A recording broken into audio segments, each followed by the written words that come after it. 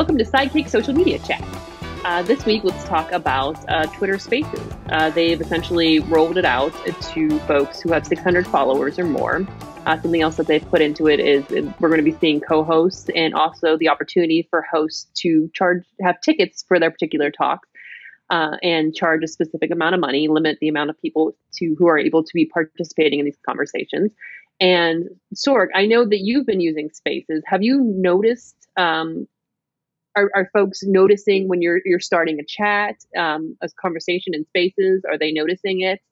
Have you been able to participate in one yet? So I've only been able to drop in a few of them when they weren't open for everybody. I actually just got access like a few days ago while I was traveling for Spaces. So I didn't get to actually say, hey, let's get people on the chat. I did for fun because I didn't know if it was going to do anything.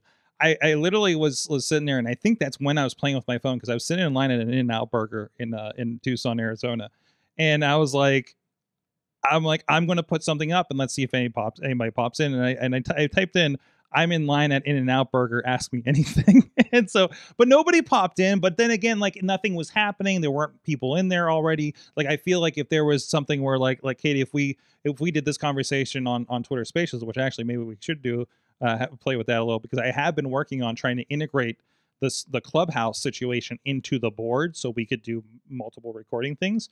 So no, I have not seen that, but I have seen more uses of it. It's not as prominent as if you went on Clubhouse and saw those kinds of situations. But also, I don't know if everybody's looking for it at this point. I feel like the vast majority of people don't know it exists, saw the notification, didn't really, grok what that meant.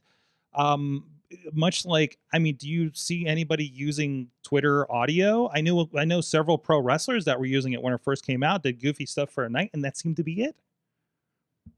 I did see, I was at a red light when it said, ask you anything. You were at an In-N-Out Burger, and I was like, oh, cool. And I couldn't jump on. But yeah, so I did get your notification. Yours was the first notification I've received. Okay. As far as Twitter Spaces goes. And I think I do follow enough folks that would be interested in Twitter Spaces that I'm sure they're participating in Twitter Spaces. I also haven't seen many purple circles at the top of my screen. So I don't know if it's not something that's being pushed as hard by Twitter, or, because they're still liking the other, we're still getting used to the green circles and at the top of Twitter. Right. No, here's a question. So I follow, and actually I think I know the answer for this, but I follow, of course, several, I guess I could call them influencers, social media, startup people. Jason Calacanis was one of the first ones I saw using the Spaces feature when they're like, hey, let's throw it. He was one of the largest followers, and he had 800 people in there, right? So obviously the people there that already have that large following are gonna do some crazy stuff, and that's going to be the high end of it. And it's interesting. What's been interesting on Clubhouse is seeing what happens with people you don't know about. And of course, if you're there, if you're in Clubhouse, which to qualify, if you don't know what we're talking about, Clubhouse is this is the same kind of audio feature. It's its own startup, and now basically everybody else, like Twitter, is making a version of it. But everybody's in Clubhouse, I think still through invite. So they have an interest in there, or an awareness of social media, awareness of new apps, which I don't think a lot of people do anymore, because everything comes through Facebook, Twitter, and your usuals. Gone are the days of what's a meerkat, and everybody's doing this for 3 months, right? That doesn't happen. The last one to do that was a TikTok. But then that gets so big, you hear about it on TV and you move on, right?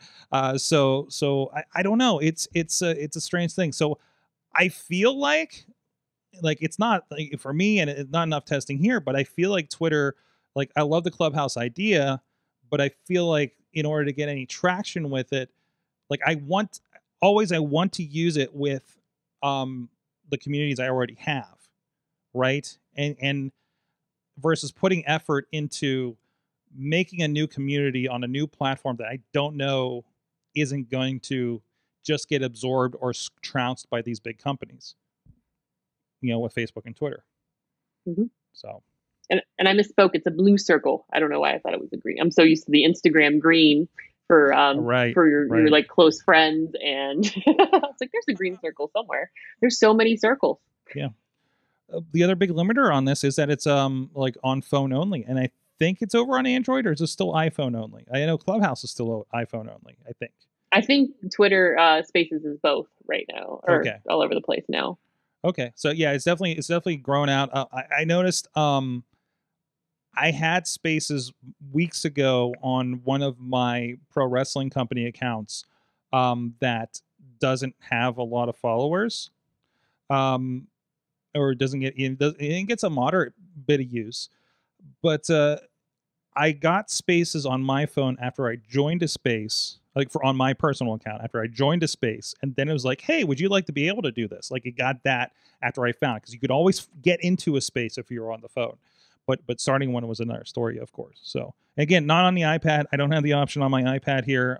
Like so, it's still kind of confined. Like this is a mobile thing that you're going to do to sit there for an extended period of time and listen and talk to people apparently. So but I guess it's an on the go thing. So Yeah, and it's wild, and I don't know if folks have not tried to use it yet, but the fact that you have to hold down, I know on the Twitter app, you have to hold down the tweet button in the corner for it to even give the option. Because just trying to, I'm used to hitting the little feather with the plus sign, and things happen, but you have to actually hold it down before you get the option for spaces. it's kind of that hidden feature kind of thing. I mean, even hmm like you do get that option, and it's usually like the tweet a GIF or an image to start your next tweet. But again, how many people know that? Like that feels like a super user thing. That feels like the good old days of going into Snapchat and be like, I don't know what to do next, because Yeah. there was no identification. You had to know, oh, I need to swipe this way to do this thing, right to do this thing, up to do this thing, and it was like this weird secret, and that's why the olds didn't figure it out or something. Yeah. Those So folks, yeah, us old people didn't figure it out. no. But I happened. The only reason I even figured out the whole Twitter Spaces being in that area was it was an accident that I had held the corner down too long and it popped up. Right, and we're keeping an eye out for it. Like we were waiting to have access so we could try to do things with it, right? Like I got it when I was like God knows where and couldn't do anything about it. So but no, now that I have, like I would love to do like maybe with the wrestling groups do like some quick post event commentary or things like that, or even just a hangout night with our Sorgatron media crews and things like that of the podcasters that get the Slack group in there and just see what happens. I mean that really is. I think it's play with it, see what happens, see how many people get attracted by you doing it. If it's somebody that you enjoy having a conversation with, anyways, start with that and see if you bring people in, see if that happens. Clubhouse has been a great experience. I don't know if how much you've jumped in on conversations, but I found myself I saw a pop up and it was a bunch of people from Xbox, Microsoft Xbox teams, and including like Major Nelson, who's like kind of the public face over there when you see the videos.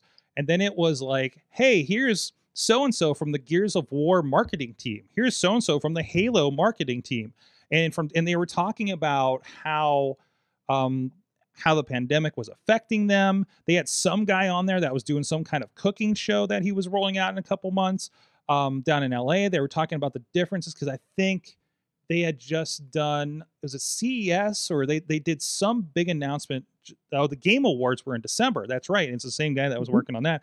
And they were talking about the difference between the production restrictions, like what you had to do for COVID and everything like that, and testing protocols between like LA, California, and like up in Washington where Microsoft is. And that was I was probably on there for like a half an hour listening to that while I was playing a video game or something, or working on a podcast or graphics or something like that. So like it was just like cool to just throw on, and your phone's sitting there on the couch next to you, and you're listening along with it. So yeah. I mean, have you had any good experience with the Clubhouse at least? If not the Spaces. Yeah, for me with Clubhouse, a few things that I've kind of jumped on was some of the marketing conversations, that just listening to people talk about what has worked for them, because that's always exciting, especially when you work with small businesses, like figuring out, it's different for everybody, and finding different options for everyone is, really fun to hear how other people are doing things. I don't like how Clubhouse is kind of like either you're there or you miss it. That still is kind of something that's bothering me because it doesn't necessarily. Sometimes, when I'm doing something where I want to have something on in the background, I'll look and I'm like, oh, there's nothing really exciting happening that I want to listen to right now. Right. I'm busy when everybody else is having fun on there. Right. Like that's always been my problem with it. When you're already making a lot of other content, it's hard to engage with and participate in other people's content sometimes. And I think that's because the time that you should be creating content, the other people are creating content at the same time. So if I'm trying over here to engage in my own audience, how can I justify taking time to engage as an audience member over here, kind of thing? Like that's a thing that I've run into a lot of times, especially with new platforms like this. It's like, oh, I should have TikTok. I was like, oh, I gotta make the TikToks for this show and this show, like to really kind of get them going. And I was like, yeah, but then I'm not making like me TikToks, right? Like, which are just, I got a video I'm going to TikTok of like my dog eating a jerky or something. That's all my TikToks are. It's just like something my dog has done and I put music and effects over it, I guess. So, but yeah, no, absolutely. So, but no, it's interesting. Yes. So I'm excited to see. Hopefully we'll see more things with Spaces and hopefully it'll be a little more widespread so we can listen to some stuff and check it out. Like I said, and I have the idea and concept and I know this is something that I've seen people do with higher end hardware. So I grabbed some old iPhone doodads and I'm going to see if I can get some in and outs into our soundboard here, and maybe we can. I've always wanted to do. Listen, we started on a platform called TalkShoe for many of our old podcasts, where you could do like somebody could phone in, listen to the show, and it was a local company, and we could do a call-in show, and it got weird sometimes. So I was wondering if we can use Spaces and Clubhouse in a similar way. So the thing is figuring out how to get the ins and outs from your phone into the ins and outs of a proper soundboard. So that's, there are other ways you could do this, but we can broadcast. I know for sure we can broadcast into this thing. But I want both ways. I don't want to half-ass this. I don't want to half Clubhouse this. I don't want to half space this. You know what I mean? So that's one of the little kind of projects I've been poking at when I have a couple extra minutes here. So, but I think I need one more doodad. I need at least a couple extra adapters, I think. So, sorry, I'm thinking out loud, but this is what happens. That'll be in the next show. We'll talk about this what happens. If there's extra like hardware that doesn't look like it makes sense on my desk, if you're ever in the studio, it's probably because it's something I'm working on. So we're like, if this goes over here, if I leave it here, I'll keep thinking about that every week when I sit down or multiple times a week when I sit down to record here. But that's how my creative process goes, and eventually it'll work. I'll figure out like, oh, this thing, or I'll Amazon something finally, and it'll work next week. So, ta-da! Right. So, well, this was fun. Yeah. So I guess, thank you for everybody listening. I don't know, this is your idea. Maybe I should let you do the outro. Thanks for listening. And I'm gonna pick Sorg's brain a little more often after Awesome Cast about either something social or tech related that has to do with marketing, and I think and how you can use social media for your business.